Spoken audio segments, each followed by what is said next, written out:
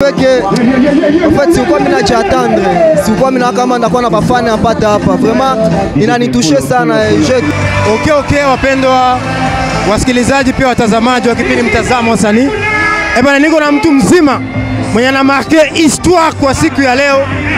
Donc kama unasikia mtu alimarqué histoire Musama Day kuleo ni kakangu DJ ya mjambo. Naitwa DJ.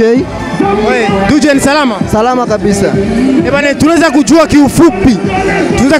Sababu leo tunaona marqué histoire ya Sama Day. Vraiment na mimi peke.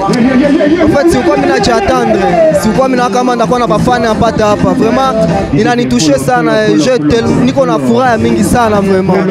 Tunaweza jua DJ jina yake ya kweli kwa alizaliwa. DJ ni nani en fait? DJ kwa jina yote mimi ni Rashid Faridou DJ.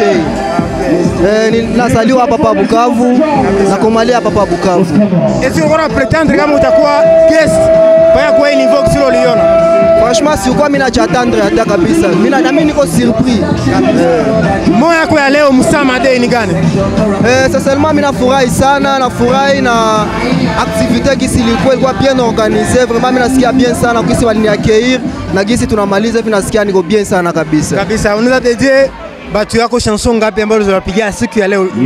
Playlist ilikuwa en fait pour GM nina souhaité GM bitu ya mingi sana. Ça c'est une famille à moi. Mina ba souhaité bitu ya maana sana.